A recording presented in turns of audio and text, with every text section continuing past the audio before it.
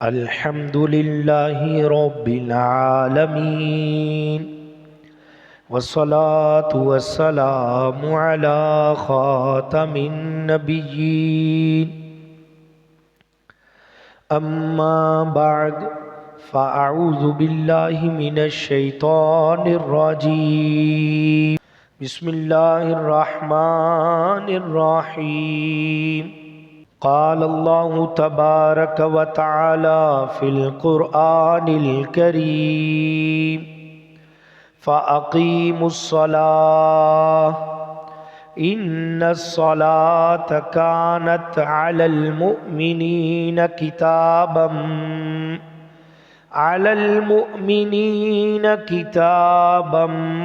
موقوتا صدق اللہ العظیم وصدق رسولہ النبی الکریم الامین۔ پڑھیے الصلاۃ والسلام علیک یا رسول اللہ وعلی آلک واصحابک یا حبیب اللہ۔ نویت سنت الاعتکاف۔ فرمانے آخری نبی رسول ہاشمی صلی اللہ علیہ وسلم ہے، جب تم میں سے کوئی وضو کرے اور وضو سے فارغ ہو جائے تو اسے چاہیے کہ وہ پڑھے اشہد اللہ الہ الا اللہ وَأَنَّ مُحَمَّدًا عَبْدُهُ وَرَسُولُهُ، پھر مجھ پر درود شریف پڑھے۔ جب وہ یہ پڑھے گا اس کے لیے رحمت کے دروازے کھول دیے جائیں گے۔ یہ پڑھنے کے بعد درود شریف پڑھے گا تو رب تعالیٰ کی رحمت کے دروازے اس کے لیے کھول دیے جائیں گے۔ اللہ تبارک و تعالیٰ ہمیں بکثرت درود و سلام پڑھنے کی توفیق عطا فرمائے۔ عاصیوں جرم کی دوا ہے درود، کیا دوا عین کیمیا ہے درود۔ ایک ساعت میں عمر بھر کے گناہ کرتا ہے معدوم اور فنا ہے درود۔ چھوڑو مت درود کو کافی، راہ جنت کا رہنما ہے درود۔ اللہ تبارک و تعالیٰ قرآن کریم میں ارشاد فرماتا ہے وَأَقِيمُوا الصَّلَاةَ إِنَّ الصَّلَاةَ كَانَتْ عَلَى الْمُؤْمِنِينَ كِتَابًا مَوْقُوتًا۔ پارہ نمبر 5 سورہ نساء آیت نمبر 103 میں اللہ پاک نے فرمایا تو حسب معمول نماز قائم کرو، بے شک نماز مسلمانوں پر مقررہ وقت میں فرض ہے۔ پیارے اسلامی بھائیوں، ابھی چند دن پہلے ہی ہم ماہ رمضان کی آمد کی باتیں کر رہے تھے کہ ماہ رمضان آنے والا ہے، ماہ رمضان آئے گا تو یوں عبادت کریں گے، ماہ رمضان آئے گا تو یہ کریں گے۔ ماہ رمضان آنے کی آمد کی باتیں تھیں اور یہ آیا اور آ کر اب ہم سے رخصت بھی ہونے والا ہے۔ آج کے دن کی کچھ گھڑیاں ہمارے پاس، کچھ ساعتیں باقی ہیں۔ رمضان اب جا رہا ہے، ہائے تڑپا کے چل رہا ہے، ٹکڑے ٹکڑے میرا دل ہوا ہے، ہائے تڑپا کے رمضان چلا ہے۔ دیکھ کر چاند میں رو پڑا تھا، دیکھ کر چاند میں رو پڑا تھا، سامنے ہجرت کا غم کھڑا تھا، جلد رخصت کا وقت آ گیا ہے، ہائے تڑپا کے رمضان چلا ہے۔ کر کے تقسیم بخشش کی اسناد، کر کے تقسیم بخشش کی اسناد، آہ رنجیدہ دل کر کے تو شاد، سب کو روتا ہوا چھوڑتا ہے، ہائے تڑپا کے رمضان چل دیا ہے۔ اللہ پاک ہمیں الفت رمضان غم رمضان، شوق رمضان، ذوق رمضان نصیب فرمائے۔ پیارے اسلامی بھائیوں، دنیا کا دستور ہے کہ جب کوئی پیارا ہم سے جدا ہوتا ہے، بچھڑتا ہے، چھوڑ کے جاتا ہے، تو ہم اس کی کوئی یادگار چیز اپنے پاس رکھ لیتے، کوئی نشانی اپنے پاس رکھ لیتے ہیں۔ کوئی بڑا محبوب تھا، کسی کے پاس انگوٹھی ہوتی ہے، کوئی رومال لے لیتا ہے، کوئی پگڑی لے لیتا ہے، ایز پر کنڈیشن جو بھی صورتحال ہوتی ہے ہم اس کی نشانی اپنے پاس رکھتے ہیں، محفوظ کر لیتے ہیں۔ اب ہمارا انتہائی پیارا، بہت محبوب مہینہ، رب کا مہمان ماہ رمضان جدا ہو رہا ہے۔ ہمیں چاہیے نا کہ ہم اس کی کوئی یاد اپنے پاس محفوظ رکھ لیں، چاہیے کہ نہیں چاہیے؟ یہ ہونا چاہیے کہ اس کی کوئی یاد ہم اپنے پاس رکھیں۔ تو پیارے اور محترم اسلامی بھائیوں، رمضان کریم کی یادگار ایک چیز ہے، وہ کیا ہے کہ 5 وقت مسجد میں آنا، بار بار مسجد میں آنا، یہ رمضان کی یاد ہے۔ تو ہم اس کو اپنے پاس محفوظ نہ کر لیں؟ ویسے تو ظاہری سی بات ہے کہ رمضان میں نہیں، صرف پورا سال نماز فرض ہے۔ تو بات یہ ہے کہ رمضان کریم تشریف لاتے ہی مسجدیں بھر جاتی ہیں، تو یہ رمضان کی برکت بھی ہوئی کہ ہم نماز کو پڑھنے والے بن جاتے، بار بار مسجد میں آنے والے بن جاتے ہیں۔ جو کبھی بھی نہیں نماز پڑھتا وہ رمضان میں وہ بھی چند ایک نمازیں پڑھ لیتا ہے، وہ بھی رمضان المبارک میں نمازی کچھ نہ کچھ بن جاتا ہے، اور جو 2-3 پڑھنے والے ہوتے ہیں وہ پکے نمازی بن جاتے ہیں۔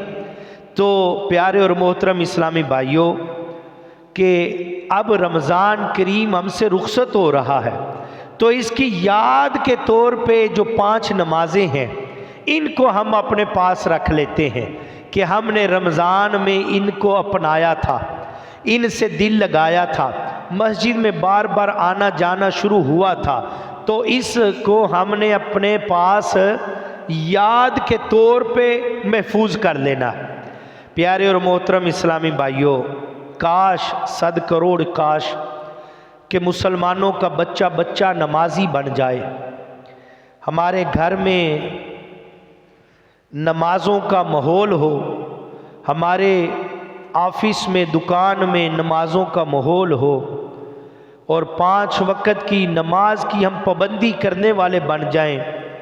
ہر عبادت سے برتر ہے عبادت نماز، ساری دولت سے بڑھ کر ہے دولت نماز، یا خدا تجھ سے عطار کی دعا ہے، مصطفیٰ کی پڑھی ساری امت نماز۔ پیارے اور محترم اسلامی بھائیو، اللہ پاک ہمیں پکا سچا 5 وقت کا باجماعت نمازی بنائے۔ نماز ہم پر مقررہ وقت میں فرض ہے۔ پارہ نمبر 5 سورہ نساء میں آیت نمبر 103 میں اللہ پاک فرماتا ہے، ان الصلاۃ کانت علی المؤمنین کتابا موقوتا، فرمایا بے شک نماز مسلمانوں پر مقررہ وقت میں فرض ہے، بے شک نماز مسلمانوں میں مقررہ وقت پہ فرض ہے۔ تفسیر سیرات الجنان میں ہے کہ نماز کے اوقات کار مقرر ہیں، لہٰذا لازم یہ ہے کہ ان اوقات کی رعایت کی جائے۔ پیارے اور محترم اسلامی بھائیوں، بعض لوگ یہ سوال کرتے ہیں کہ قرآن کریم میں 5 نمازوں کے وقت بیان ہوئے ہیں، قرآن پاک میں 5 نمازوں کے وقت بیان ہوئے ہیں، تو کون سے ہیں؟ یہ سوال ایک مرتبہ سلطان المفسرین حضرت عبداللہ بن عباس رضی اللہ عنہ سے بھی کیا کسی نے، تو ان سے پوچھا کہ نمازوں کے جو 5 وقت ہیں یہ قرآن پاک میں موجود ہیں، ان کو بیان کیا گیا ہے؟ تو آپ نے فرمایا ہاں۔ تو آپ نے پارہ نمبر 21 سورہ روم کی آیت نمبر 17 اور 18 تلاوت کی۔ آپ نے فرمایا فَسُبْحَانَ اللَّهِ حِينَ تُمْسُونَ وَحِينَ تُصْبِحُونَ وَلَهُ الْحَمْدُ فِي السَّمَاوَاتِ وَالْأَرْضِ وَعِشِيًّا وَحِينَ تُظْهِرُونَ۔ آپ نے یہ تلاوت کی کہ اللہ پاک نے پارہ نمبر 21 سورہ روم کی آیت نمبر 17 اور 18 میں یہ ارشاد فرمایا، تو اللہ کی پاکی بیان کرو جب شام کرو اور جب صبح کرو، اور اس کے لیے تعریف ہے آسمانوں اور زمین میں، اور اس وقت جب دن کا کچھ حصہ باقی ہو، جب تم دوپہر کرو۔ یہ 5 اوقات آپ نے قرآن کریم سے بیان فرمائے۔ پھر حضرت عبداللہ بن عباس رضی اللہ عنہما آپ نے فرمایا اس آیت کریمہ میں تسبیح سے مراد نماز ہے۔ شام کی تسبیح سے مراد کیا ہے؟ نماز مغرب اور عشاء۔ صبح کی تسبیح سے مراد کیا ہے؟ کہ نماز فجر۔ جب دن کا کچھ حصہ باقی رہ جائے تو یہ کون سی نماز ہے؟ اس کی تسبیح کیا ہے؟ یہ نماز عصر ہے۔ اور پھر فرمایا دوپہر کی تسبیح سے مراد نماز ظہر ہے۔ یہ 5 نمازیں اللہ پاک نے مقررہ وقت قرآن کریم میں بیان فرما دیے۔ پتہ چلا نمازوں کے اوقات مقرر ہیں، ہر نماز کو اس کے مقررہ وقت میں ہی پڑھانا لازم ہے۔ ایک بھی نماز کا وقت گزار دینا یعنی نماز قضا کر دینا یہ بہت سخت گناہ ہے۔ بندے کو کسی طرح کی بھی مجبوری ہو، جب تک شریعت اجازت نہ دے تو اس کو نماز قضا کرنے کی اجازت نہیں ہے۔ نماز کو اپنے وقت سے ہٹانا یہ منع ہے، کیونکہ قرآن پاک میں بیان ہوا ہے۔ پتہ چلا کہ یہ نمازوں کے اوقات جو ہیں یہ مقررہ وقت جو ہیں اللہ پاک نے قرآن میں بیان کیے ہیں۔ مثلا سوچنا یہ ہے کہ ابھی میں مصروف ہوں، ظہر کی نماز عصر کے وقت پڑھ لوں گا، کام میں لگا ہوں، ہاتھ گندے ہیں، کپڑے خراب ہیں۔ مغرب کی نماز عشاء کے وقت پڑھ لوں گا، ابھی کام کاج میں لگا ہوں، کھانا کھانا ہے، ڈیوٹی سے آیا ہوں، بڑا تھکا ہوا ہوں، تو میں عشاء کے وقت مغرب بھی ساتھ ہی پڑھ لوں گا، بھوک بھی بڑی لگی ہے۔ نہیں پیارے اور محترم اسلامی بھائیوں، ایسا نہیں ہے۔ ایک مرتبہ جنگ کا موقع تھا، غیر مسلموں نے آپس میں سازش کی، مشورہ کیا، پروگرام بنایا کہ یہ عصر کا وقت قریب ہونے والا ہے، جنگ جاری ہے۔ تو انہوں نے پروگرام کیا عصر کا وقت ہونے والا ہے، تو انہوں نے سوچا مسلمانوں کو نماز سے بڑا پیار ہے، یہ نماز وقت پر مقررہ وقت پہ ہی ادا کرتے ہیں۔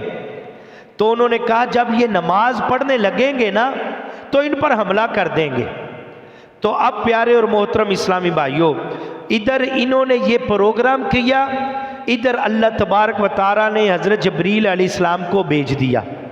آپ کو بھیج کر یہ بتایا گیا کہ 5ویں سپارے کی اس میں نماز خوف کو کیسے ادا کرنا اس کا طریقہ بیان ہوا، کہ جب بندے پر خوف ہو، لڑائی میں ہے، حالت جنگ میں ہے، تو اس کا طریقہ اللہ پاک نے قرآن پاک تو بتا دیا گیا کہ کیسے نماز پڑھنی ہے۔ اب فرمایا گیا اب 2 گروہوں میں بانٹ جاؤ، 2 گروہ بن جاؤ۔ ایک گروہ جو ہے وہ جماعت میں شامل ہو، امام کے ساتھ 1 رکعت پڑھے، پھر دوسرا گروہ دشمن کے مقابلہ کرتا رہے، پھر پہلا گروہ دشمن کے مقابلے پر آ جائے اور دوسرا گروہ جو ہے جماعت کے ساتھ نماز ادا کر لے، 1 رکعت کر کے اپنی نماز مکمل کر لے تاکہ دونوں کو جماعت مل جائے۔ یہ قرآن کریم میں پورا طریقہ بیان ہوا، یہ ایک پورا طریقہ جو قرآن کی تفسیر میں موجود ہے۔ یہاں سے آپ اندازہ لگائیں کہ جنگ کی حالت میں نماز کو ہم نہیں چھوڑ سکتے، जंग की खौफ की हालत में भी नमाज लेट नहीं कर सकते, तो फिर प्यारे और मोहतरम इस्लामी भाइयों अंदाज़ा करें कि हालत जंग में भी ज़ोहर और असर और मगरिब और इशा मिलाकर पढ़ने की इजाज़त नहीं है। लेकिन आज हमारा हाल क्या है?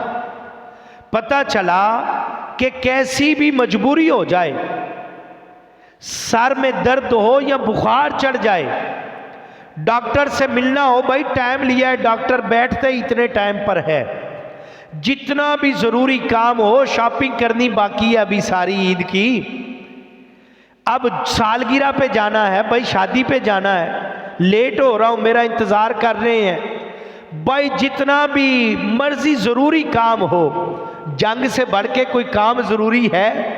हालत जंग आप अंदाज़ा करें तो रब ताला ने फरमाया जमात फिर भी ना छोड़ो, दो ग्रोह में बट जाओ और नमाज जमात के साथ वक़्त पर अदा करो।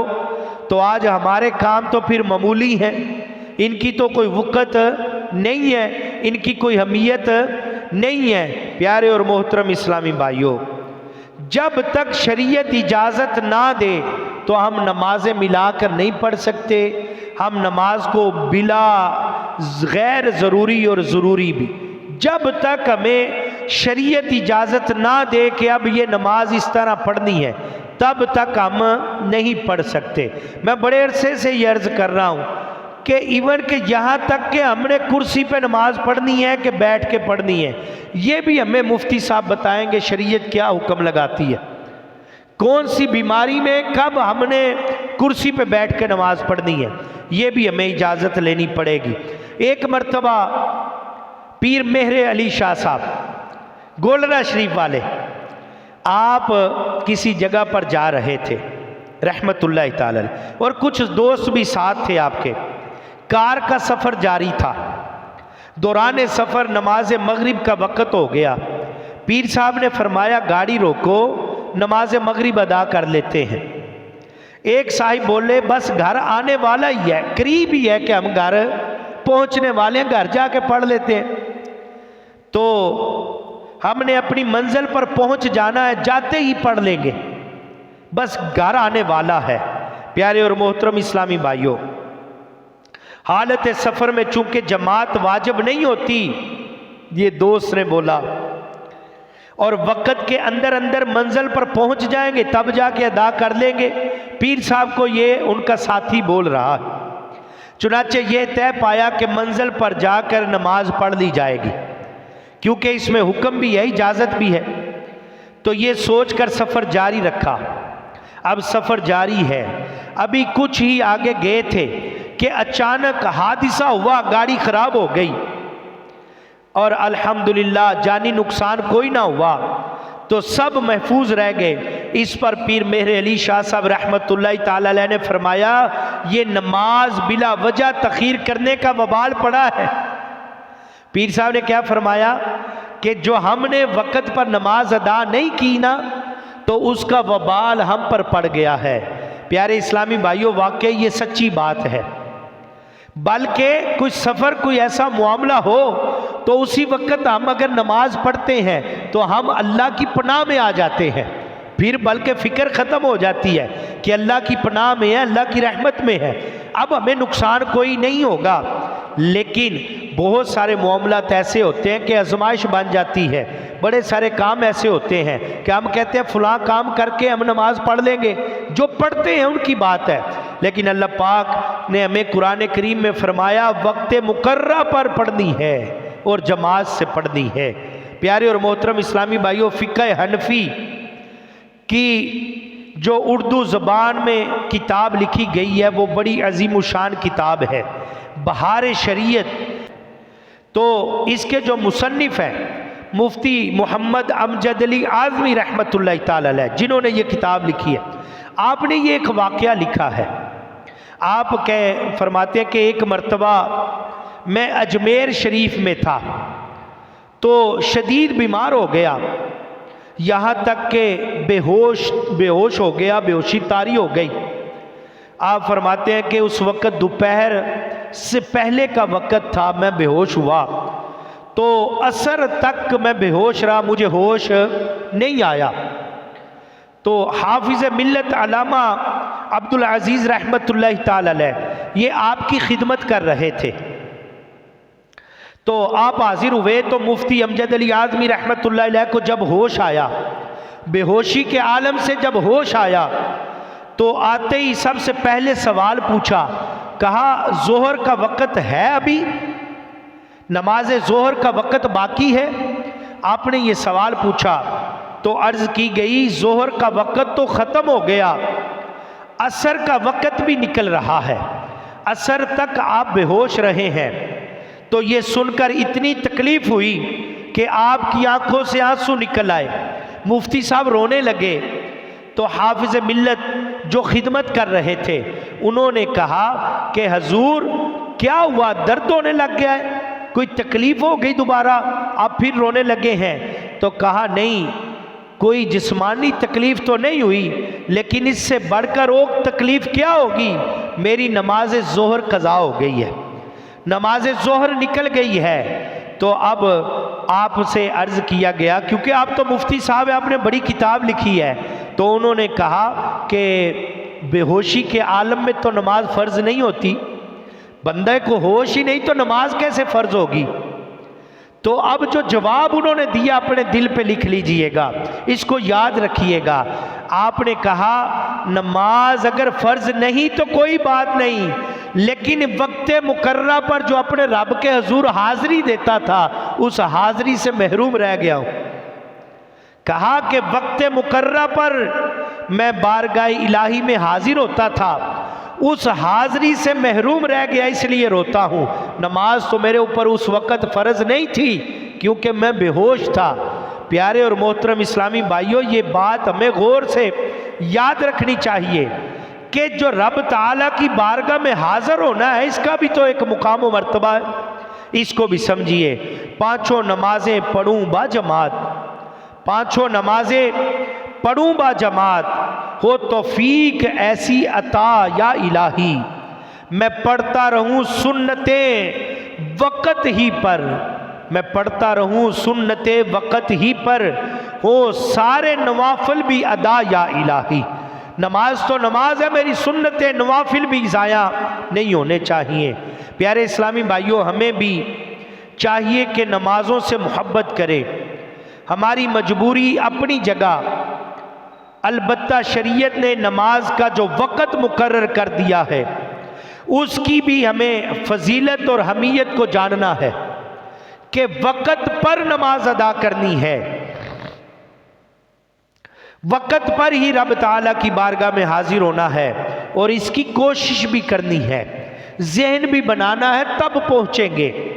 علماء فرماتے ہیں کہ جس طرح کھانے کا ایک وقت ہوتا ہے، اگر کھانا بے وقت کھائیں تو کیا ہوتا ہے، نہ مزہ آتا ہے، نہ بھوک مٹتی ہے، بندہ بیمار بھی ہو جاتا ہے کہ نہیں ہے؟ ایسے بندہ کہتا ہے میں جی مغرب کے وقت کام سے آتا ہوں کھانا کھا لیتا ہوں، اب اس کو اگر 10 بجے کھانا دیں تو اس کی طبیعت خراب ہوگی کہ اس کو مزہ آئے گا؟ وہ کہے گا اب رہنے دو، بھوک مٹ گئی ہے، کھانا نہیں چاہیے۔ یہ بندے کی طبیعت ہے۔ علماء فرماتے ہیں اسی طرح طبیعت خراب ہو جاتی ہے، بندے پر گراں گزرتا ہے۔ اسی معرفت کو جاننے کے لیے فرماتے ہیں کہ جس طرح وقت مقررہ پر 5 نمازوں کا وقت ہے، عین اسی وقت ہمیں نماز کو ادا کرنا چاہیے، اس کا خیال بھی رکھنا چاہیے۔ لہٰذا جنگ ہو یا امن ہو، سفر ہو یا گھر پر ہو، ہم کسی بھی حالت میں ہیں، ہم نے کیا کرنا ہے کہ وقت پر باجماعت نماز ادا کرنی ہے، وقت پر انشاءاللہ الکریم۔ پیارے اور محترم اسلامی بھائیوں، مشہور مفسر قرآن مفتی احمد یار خان نعیمی رحمۃ اللہ تعالی علیہ، آپ کی خدمت میں سوال ہوا کہ 5 نمازوں کے یہی اوقات کیوں مقرر ہوئے ہیں؟ یہ بھی تو ہو سکتا تھا کہ 5 نمازیں ایک ہی وقت میں پڑھ لی جاتی، بندہ بعد میں دیگر کام کرتا رہتا، ایک بار رب تعالیٰ کی نمازیں پڑھ لیتا اور بعد میں کیا کرتا کہ بندہ سکون سے دیگر کام کاج میں لگا رہتا، اپنے کاموں میں مصروف ہو جاتا۔ جب یہ سوال ہوا تو مفتی صاحب سے پوچھا گیا تو مفتی صاحب نے اس کا جواب جو دیا اسے میں اپنے لفظوں میں کچھ یوں بیان کرتا ہوں، سمجھیے گا۔ مفتی صاحب سے جب سوال ہوا تو آپ نے کیا جواب دیا، آپ کے سامنے رکھتا ہوں۔ آپ نے فرمایا نمازوں کے الگ الگ اوقات مقرر میں حکمت یہ ہے کہ اس طرح مومن کی ہر حالت پاکی میں گزرے، ہر وقت ذکر سے وہ مشروق رہے اور ذکر اللہ سے فائدہ اٹھاتا رہے۔ پیارے اور محترم اسلامی بھائیوں، 24 گھنٹوں میں سے انسان کی 5 حالتیں ہوتی ہیں۔ صبح کے وقت دن کی ابتدا ہوتی ہے، دن شروع ہوتا ہے، تو صبح کے وقت بندے کی حالت اور ہوتی ہے۔ صبح کا وقت جب ہوتا ہے، جب آنکھیں کھلتی ہیں تو بندے کی طبیعت کچھ اور ہوتی ہے، اپنی اپنی طبیعت پہ غور کریں۔ تو جب صبح کے وقت بندہ ایک الگ حالت میں بیداری کرتا ہے تو گویا نئی زندگی کا آپ شروعات کر رہا ہوتا ہے، نئی زندگی کو گزارنے کے لیے اٹھ رہا ہوتا ہے، نئے کام کاج بندے کے ذہن میں ہوتے ہیں۔ تو لہٰذا حکم ہوا کہ پہلے نماز پڑھو، پھر دن کی ابتدا کرنا، نئی زندگی نصیب ہونے پر اللہ پاک کا شکر ادا کرو۔ نماز فجر کا یہ ایک مقصد بنتا ہے۔ پیارے اور محترم اسلامی بھائیوں، اب دن کا ابتدا تو ہو گیا اللہ کے شکر کرنے سے، دن کا ابتدا ہو گیا ذکر الہی سے۔ جب اب تک ابھی اچھی امیدیں لگا کر نماز پڑھ کے زندگی کو شروع کیا، پھر آدمی کام کاج میں مصروف ہو گیا، دوپہر کا وقت ہو گیا، دوسرے حصے میں ابتدائی داخل ہو گئے، لہذا حکم ہوا کہ کام کاج کو چھوڑو، کام کاج کو چھوڑ کر کچھ وقفہ کرو، وضو کرو، نماز ظہر ادا کرو، پھر نیا دن جو گزارنے لگے ہو اس میں کوئی راحت ملے گی، سکون مل جائے گا، نماز سے تناؤ کم ہو جائے گا، جسم کو سکون مل جائے گا۔ اب پھر اپنے کام کاج میں لگ جاؤ، اب پھر کیا کرو، اپنے کام کاج میں لگ جاؤ، اور اس سے بھی رب تعالیٰ کا شکر ادا ہو گیا۔ پیارے اور محترم اسلامی بھائیوں، عصر کے وقت دن اپنے اختتام کے قریب ہوتا ہے، دن ختم ہو رہا ہوتا ہے، اس وقت تجارت اور کام کاج کرنے والے کام سمیٹنا شروع کر دیتے ہیں، اپنے کام کو کلوز کرنا شروع کر دیتے ہیں، جو بندہ جو بھی کام کرتا ہے۔ تو اب حکم یہ ہوا کہ تجارت کو چھوڑو، اپنے کام کاج کو چھوڑو، رب تعالیٰ کی بارگاہ میں آ جاؤ، عصر کی نماز ادا کرو، اور رب کا اس میں شکر ادا ہو گیا۔ اب رب کا شکر ادا ہوا، وقت سمٹنے کو آ رہا ہے تو نماز عصر ادا کر لی۔ پیارے اور محترم اسلامی بھائیوں، اب سورج ڈوبنے لگا تو دن کا اختتام ہونے لگا ہے، رات کی ابتدا ہونے لگی ہے، لہٰذا دن بھر جو اللہ پاک کا شکر ادا کیا، جو اس نے صحت تندرستی دی، جو اس نے کرم و فضل کیا، دن جانے لگا ہے، نماز مغرب ادا کر لو، رب کا شکر بھی ادا ہو جائے گا۔ اب رات میں داخل ہو گئے تو اب نماز عشاء کا وقت آ گیا، اب سونے کا وقت ہے، کام کاج ختم ہو گئے، معاملات ختم ہو گئے، اب سونے کا وقت ہے، تو نماز عشاء پڑھو، اچھی طرح وضو کرو، نماز عشاء پڑھ کے رب کا شکر ادا ہو گیا، اب سو جاؤ، میٹھی اور اچھی نیند آ جائے گی۔ یہ زندگی میں بندے کے مختلف وقت ہیں 24 گھنٹوں میں، تو اللہ تبارک و تعالیٰ نے یہ وقت مقرر کیے کہ 5 وقت رب تعالیٰ کا شکر کرتے رہو اور اس کی عبادت میں مصروف رہو۔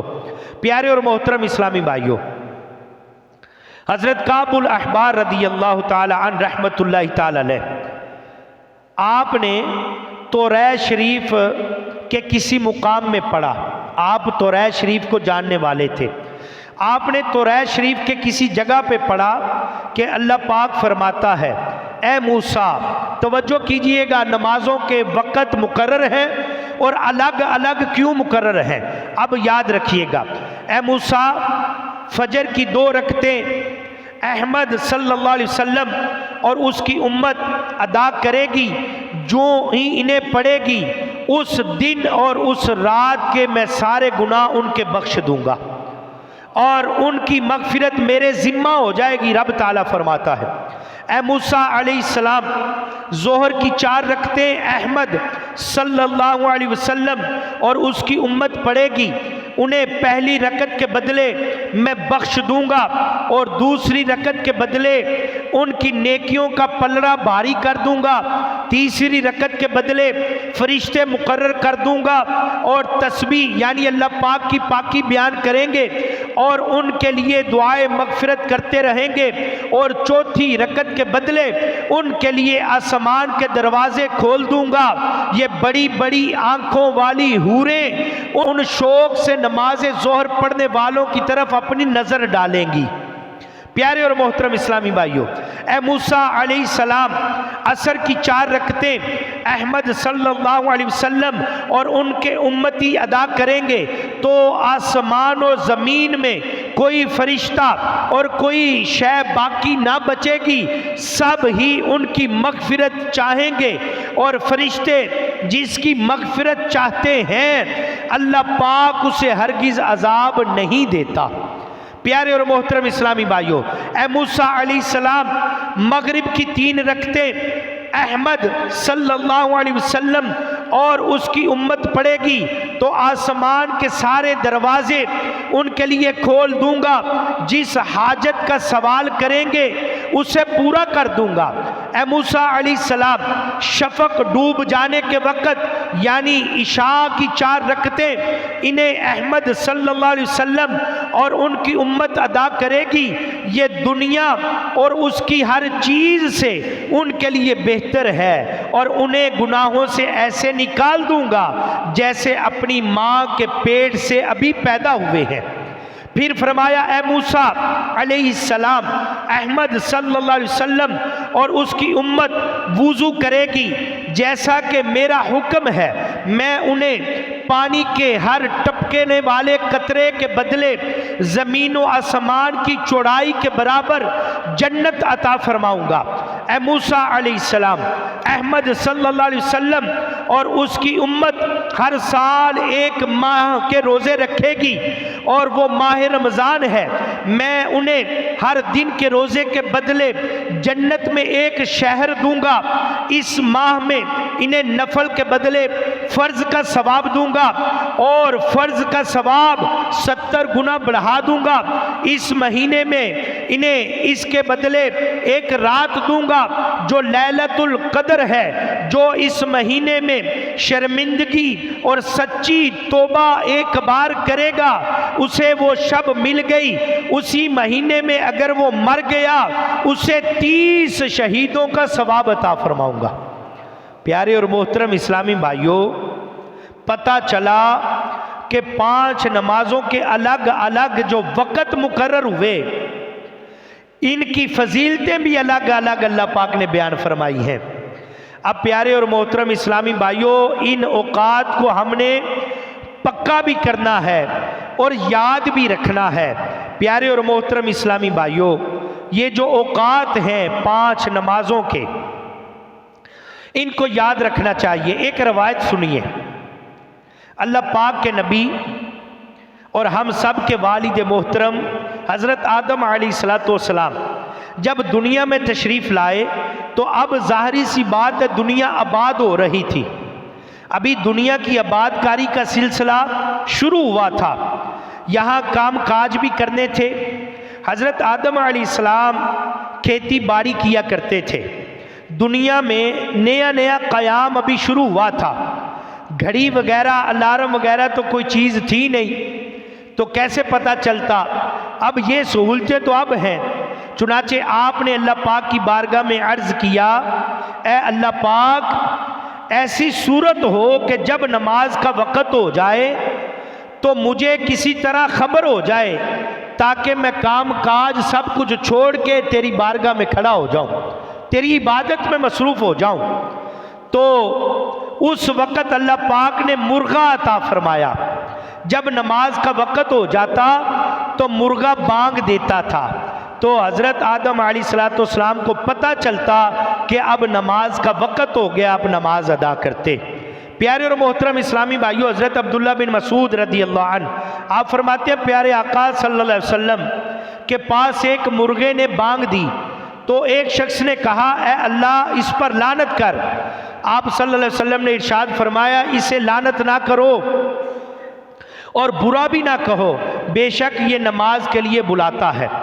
پیارے اور محترم اسلامی بھائیوں، یہ بات سمجھیے گا، حضرت علامہ کمال الدین دمیری رحمت اللہ تعالی علیہ آپ فرماتے ہیں مرغا نماز کے لیے بلاتا ہے۔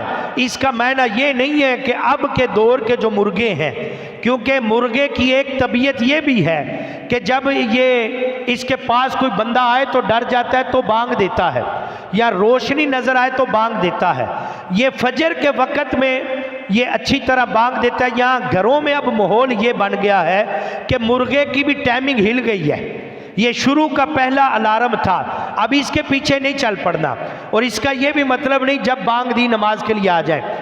وقت اور بات سمجھانا مقصد یہ تھا کہ الارم کی ضرورت تھی۔ آج کے دور میں اپنے پاس موبائل ہیں، ہم جس جگہ میں جس گھر میں رہتے ہیں ہمیں پتہ ہونا چاہیے کہ ہماری قریبی مسجد میں کیا وقت ہے نمازوں کا۔ جیسے صبح فجر کی نماز کا کل عید ہے تو نماز کا ٹائم چینج کیا، ہمیں یاد ہونا چاہیے۔ ہم جہاں کام کرتے ہیں قریبی مسجد کا پتہ ہونا چاہیے، کارخانے کے قریب جو مسجد ہے کہ اس میں نمازوں کا ٹائم کیا ہے۔ موبائل میں اپلیکیشن ہونی چاہیے، پرے ٹائم کے نام سے دعوت اسلامی نے ایک اپلیکیشن بنائی ہے، اس میں اذان ہوتی ہے جب جس شہر میں جس جگہ پہ آپ ہوتے ہیں اس حساب سے وہ الارم بجتا ہے اذان کے طور پہ، اور بھی اس میں بہت کچھ ہے۔ پیارے اور محترم اسلامی بھائیوں، وقت مقررہ پر نماز پڑھنا فرض ہے، اور یہ پورا سال فرض ہے۔ میری بات ختم ہے۔ میں نے عرض کیا شروع میں کہ کوئی بندہ جس سے محبت کرتا ہے، جو ہم سے جب وہ جدا ہوتا ہے یا ہم سے ملتا ہے تو ہمیں اپنی کوئی نشانی دیتا ہے، ہمیں تحفہ دیتا ہے، تو ہم یاد کے طور پہ اسے اپنے پاس رکھتے ہیں۔ تو ماہ رمضان ہم سے جدا ہو رہا ہے تو یاد کے طور پہ 5 نمازوں کو اپنے پاس نہ رکھ لیں کہ پکے نمازی بن جائیں تو رمضان کی یاد بھی تازہ رہے گی۔ میں نے یہ عرض کیا اگر عمل ہو پائے تو ضرور نیت کیجئے گا کہ یاد کے طور پہ ہی صحیح نمازیں وقت مقررہ پر فرض ہیں، اور یہ پورا سال فرض ہیں اور اپنے وقت پہ فرض ہیں، ان کو ادا کرنا ضروری ہے۔ پیارے اور محترم اسلامی بھائیوں، صدقہ فطر جو ہے اس کے 4 اعتبار بنتے ہیں، یعنی 4 اعتبار کیا ہیں؟ ایک ہے کشمش، دوسرا کھجور، اور تیسرا جو شریف جو ہوتے ہیں، اور چوتھا ہے آٹا یا گندم۔ اب ہمیں دیکھنا یہ ہے کہ اپنی حیثیت کے مطابق ہم پر کیا لگتا ہے۔ آٹے والا سب کو نہیں لگتا گندم والا۔ اب بندے کے کھانے اور پہناوے اور گھر کے ماحول کے حساب سے ہر بندہ اپنا حساب لگا لے کہ میرے گھر میں کھانا کیا کھایا جاتا ہے، میرے گھر میں آمدن کتنی ہے، تو میں ان 4 میں سے کون سا صدقہ فطر دوں گا۔ یہ اب ہر بندہ اگر یہ کہے، امیر غریب چھوٹا بڑا، اور بھائی فقیر جو ہے نا مانگنے والے 300 روپیہ تو وہ بھی ادا کریں گے، اور گھر میں میرے کھانا ہو ایسا اعلیٰ عمدہ تو میں کہوں میں بھی 300 روپیہ دوں گا، تو صدقہ فطر یہ نہیں ہے۔ صدقہ فطر کے 4 اعتبار ہیں، ہر بندہ اپنے گھر کے حساب سے حساب لگا لے کہ ہمارے گھر میں کیا ماحول ہے۔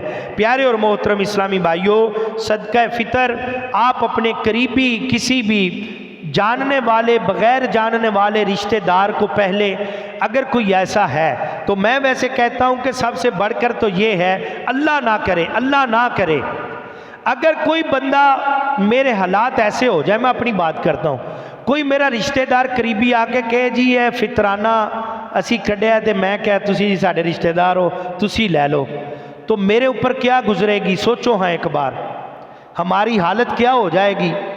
زکوٰۃ کا الگ معاملہ ہے، زکوٰۃ تو بتائے بغیر بھی آپ دے سکتے ہیں، دینی بھی چاہیے اپنے عزیز کو، لیکن اگر فطرانے کا پتہ لگے نا بندہ ویسے ہی پانی پانی ہو جائے۔ جو صحیح بندہ ہے، بیمار ہو گیا، کوئی حادثہ ہو گیا، کچھ بھی ہو گیا، فطرانہ جہاں پہ لگتا ہے وہاں پہ دے دیں، اور کچھ نہ کچھ پیسے ویسے اس کو دے دیں کہ یہ تحفے کے طور پہ ہیں، یہ آپ کی خدمت ہے، آپ کی عید ہے، اس سے اس کا دل بھی بڑا ہوگا اور خوش بھی ہو جائے گا اور اپنائیت کا بھی مزہ آئے گا۔ فطرانہ تو دینا ہی دینا ہے یار، اس میں کیا حرج ہے۔ پیارے اور محترم اسلامی بھائیوں، آپ کی پیاری تحریک دعوت اسلامی اس کو بھی آپ اپنا فطرانہ اور صدقہ اور زکوٰۃ بھی دے سکتے ہیں۔ آپ کا صدقہ فطرانہ زکوٰۃ جو ہے کسی بھی اصلاحی فلاحی دینی کام میں استعمال ہوگا۔ اللہ تبارک و تعالی ہمیں عمل کی توفیق عطا فرمائے۔ قرآن کریم میں فرمایا گیا قد افلح من تزکا، فرمایا بے شک جس نے خود کو پاک کر لیا وہ کامیاب ہو گیا۔ تو یہاں پہ تفسیر قطبی میں لکھا ہوا ہے کہ جو بندہ صدقہ فطر دے گا اس نے اپنے آپ کو پاک کر لیا اور کامیاب ہو گیا۔ اس آیت میں صدقہ فطر کا ذکر ہوا ہے۔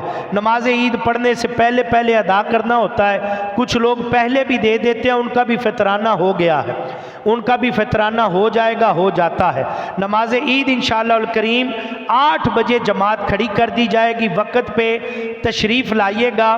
انشاءاللہ الکریم صلح کے موضوع پر بیان ہوگا کہ صلح کے فضائل کیا ہیں، بیان بھی سننا ضروری ہے۔ وقت آخر میں آ کے نماز پڑھتے ہیں تو قریب ہے کہ جلدی تیار ہو کر آ جائیے گا۔ اللہ پاک عمل کی توفیق عطا فرمائے۔ اور ماہ رمضان کو ہم سے ہو رہا ہے، رخصت کر رہے ہیں، تو میری گزارش یہی ہے کہ ایک اس کی بڑی پیاری جو عادت تھی، جو ادا تھی کہ اس کے آنے سے مسجدیں بھر گئی تھیں، تو اس ادا کو اپنانا ہے کہ 5 نمازیں اپنا لی جائیں، نشانی کے طور پہ رکھنا ہے۔ کوئی تحفہ دے ہی دیتا ہے نا، نشانی کے طور پہ ماہ رمضان کی نشانی سب سے بڑی یہ ہے کہ ہم نمازی بن گئے تھے۔